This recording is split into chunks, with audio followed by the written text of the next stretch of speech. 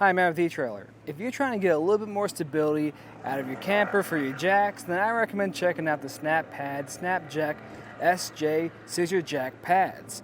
Now this is going to come in a set of 4. We're going to have 2 for a front side and 2 for a back side, but they're all going to install exactly the same. And some situations you might find yourself needing something like this for is mostly if you're in some more uneven terrain areas or slippery terrain areas. So uneven terrain areas would be maybe you're on a slope or maybe you're on some gravel or grass. Some things that aren't going to be like concrete that are going to give you that really nice stable surface. And what's really nice about these is since we do have that rubber construction for the outside, it's going to prevent you from slipping all over the place. There's going to be also some other benefits of having this rubber material around our pad because the pad itself is made out of steel, and so it's going to be very strong, very durable, and it's going to last you a long time. But this rubber is going to help it even last longer because what's going to happen is once you're using this, and let's say maybe you're not going off to the campsite a lot, or if you are, it does have some concrete or some type of pavement on the ground. If you have this metal pad that's constantly making contact with that ground, it's going to eventually start to wear away, especially on that powder coat finish you have. And then once that finish starts to fade out, it's going to be more prone to rusting. Something else I do like about that rubber is also going to help protect the ground. So if you are parking this at home and you like to make sure your driveway looks pretty clean, well, if you just have a metal pad on the ground making contact, it's probably going to scratch up that surface. This is going to help reduce that and not scratch anything up. Now, in my opinion, I think this is going to be a great option, especially compared to what comes stock on your vehicle, because that's going to be a lot more surface area. It's going to give you overall a better parking experience. Now, in my opinion, for the actual installation part of it, that can kind of vary. It's going to mainly depend on the status of your jack. Now, the ones we have today are going to be some older ones that have seen a lot of journeys, and installing was a little bit tricky. On one side more than the other, you might have to go about a couple different approaches. I do talk about those approaches in the video. But if you are curious to see what that process looks like, just stay tuned and we'll walk you through it. To begin the installation, I'm going to lay everything out, and we're going to have 2 different types of hardware. One's going to be for your 5,000 pound, the other one's going to be for your 2,500 pound jack. So depending on which one you have, you'll be able to tell. But I'll go a little bit more over that later on. But up front, we're going to have the snap pads themselves, their hardware, and I'm going to recommend grabbing a few things. So I'm going to recommend grabbing a rubber mallet, just tap those bolts loose if need be, and some masking tape to help keep the jack together once you remove its original foot. Now, we are going to have some other tools, some wrenches and some socket wrenches, but I'll talk about the sizes once we get a little bit more in depth with this. The first thing I recommend doing is just chalking your camper, just to be safe. Then after that, just lower your jack to about where it's the same height with this snap pad. You just kind of want to roughly line up those holes. If it's a little bit too high, too low, that's fine. You can adjust later on. Next, we want to figure out if we have the 5,000 or 2,500 pound jack. And if you don't know right off the bat, you can also just check your hardware. If your hardware is a little bit larger, then you're going to be using a 5/8 and 11/16 tools. Now, if your hardware is a little bit smaller, that's going to be for the 2,500 pound jack. And you're going to be using a 1/2 inch socket and wrench to remove it. You can always just come by with your tools, just check, make sure it gets, you're going to remove it. If you can, you should be good.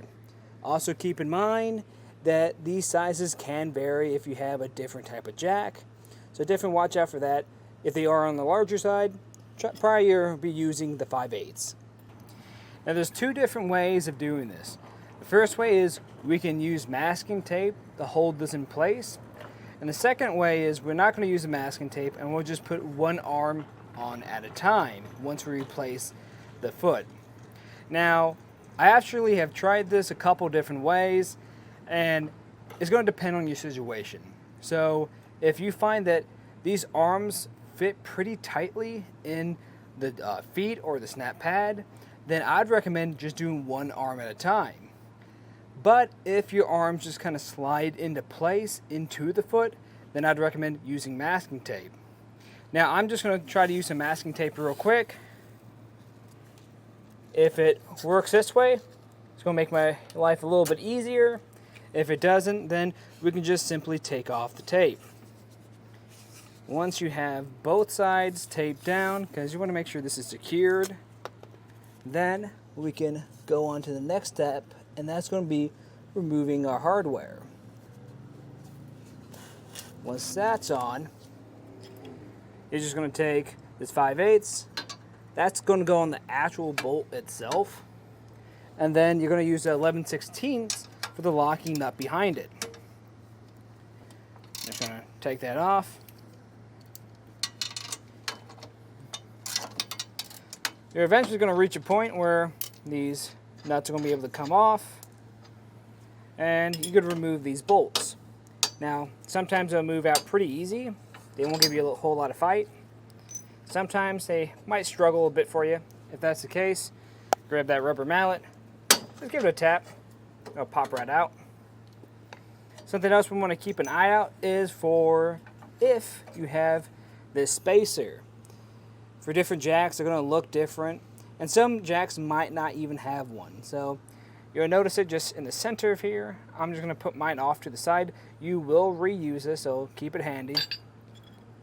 And now I'm just going to remove this foot. There's a little bit of resistance to it, but it's nothing too much. I might try to slide it out this way. Push that out on the side. And now we're going to just try to get this SnapPad into place. It's already looking pretty low, so I'm just going to raise this up a bit. Try to get everything lined up. So right now I'm liking the way this is going on. It's not feeling too tight. So we might get to keep the masking tape on. I like to come over to the side of it, try to get level, see how well it's going to line up. And after a fair amount of adjusting, we're able to get it through.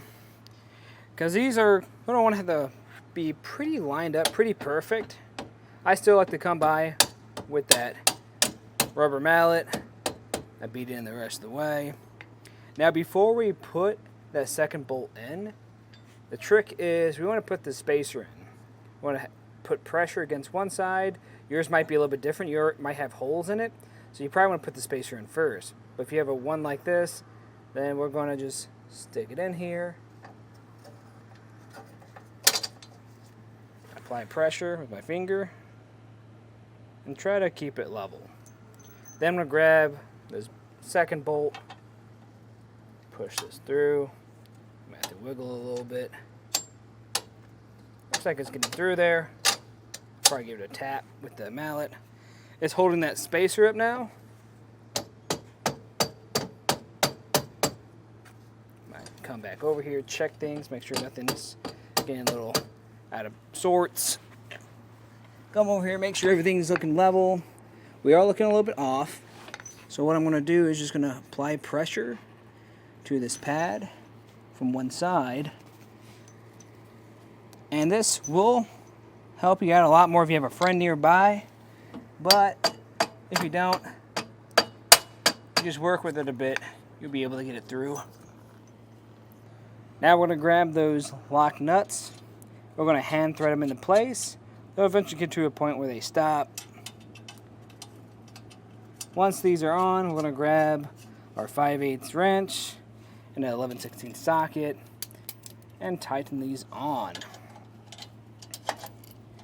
I like to start from the nut side. And you just keep going until you get a decent amount of tension. Next up, you just have to torque it down to what the specs are in the owner's manual. After when we're done with this, we're going to do two things. First, I'm going to take off this tape. We won't need this anymore, hopefully. Now I just recommend trying this out. Make sure your jack is still going to operate correctly. So what we're really watching out for is to make sure we don't have any binding occurring.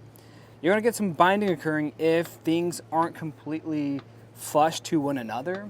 So as we saw earlier, how those arms are going to stick and grab onto each other, that's why we taped them, because there's going to be these little gaps that go right into each other.